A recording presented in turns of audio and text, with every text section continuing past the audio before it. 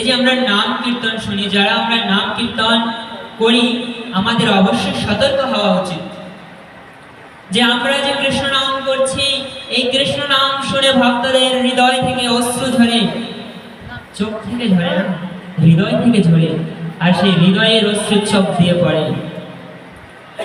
আমরা এত ভালোভাবে, এত সুন্দরভাবে খোল করতাল বাজিয়ে কীর্তন করি, আমাদের কীর্তন শুনে হাজার হাজার লোক অনুপ্রাণিত হয়, হাজার হাজার লোক, শত শত লোক আমাদের কীর্তন মনোযোগ দিয়ে শ্রবণ করে, আমাদেরকে বৈষ্ণব মনে করে। আমরা যখন আসর থেকে বেরোই তখন লোকজন আমাদেরকে প্রণাম করে। আর আমি কিভাবে একটা সিগারেট ধরাই আর খাই, আমি কিভাবে একটা মদের বোতলে হাত দেই, আমি কিভাবে অশাস্ত্রীয় কাজ করি, আমি কিভাবে 2 নাম্বার কাজ করি, যখন আসরে থাকি তখন সবাই আমাকে বৈষ্ণব বলে প্রণাম করে। আমার হরে কৃষ্ণ নাম শুনে সবাই কান্না করে দেয়। আমি যদি অসৎ হই তাহলে কি হলো? তাদের ভাবা উচিত যে আমি কৃষ্ণ নাম করছি, এটা তো মহাপ্রভুর সম্পদ, মহাপ্রভু নিজে এসেছেন। আর সেই মহাপ্রভু বলছেন নিজে আচরি ধর্ম অপরকে শেখায়, নিজের হৃদয়ে ভক্তি নাই, হৃদয়ে ভাব নাই, মহাপ্রভুর দেয়া অলঙ্কার শরীরে নাই। আর আমরা কীর্তন করছি, আমি নিন্দা করছি না, আমি বলছি মহাপ্রভুর দেয়া অলঙ্কার কি? তিলক আর মালা।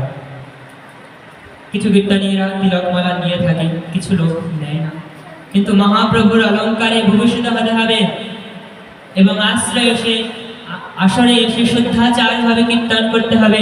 আজকে আমাদের সারা পৃথিবীর বৈষ্ণব সমাজ আপনাদের প্রতি ক্ষিপ্ত। আপনারা যেভাবে কৃষ্ণ নাম করেন, এটা আমাদের বৈষ্ণবরা পছন্দ করে না। আমরা বৈষ্ণবরা কৃষ্ণ নাম শুনলে সেখানে দৌড়ে যাই, আর সেখানে গিয়ে আমরা কান্না করি। কিন্তু আপনারা নাম করছেন আর পাপ আচরণ করছেন। এর জন্য আমাদের বৈষ্ণব সমাজের কেউ আপনাদের আসরে আসে না। আমাদের বৈষ্ণবরা আপনাদের কীর্তন শুনতে চায় না। বলে মহাপ্রভু কৃষ্ণ নাম করতে বলেছেন, এরা তো কৃষ্ণ নামই করছে, কিন্তু মহাপ্রভু যে বলেছেন নিজে আচরি ধর্ম অপরকে শেখায়।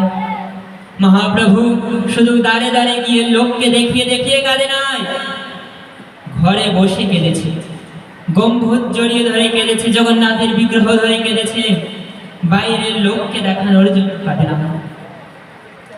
আমরা আসলে এসে লোককে কান্না করাই, লোককে কাঁদাই, কিন্তু যে আমরা যদি মহাপ্রভুর ভাবে ভাবিত না হই, আমরা যদি আমাদের নিজের চরিত্রটাকে ঠিক না করি, যদি নিজে শুদ্ধ না থাকি, মহাপ্রভুর বাণী প্রচার করি, আমার মনে হয় না মহাপ্রভু সন্তুষ্ট হবে। তো নাম বলে পাপ আচরণ করার মাহাত্ম্য এটাই দাঁড়ায় যে আমি নাম করছি আর সাথে পাপ করছি।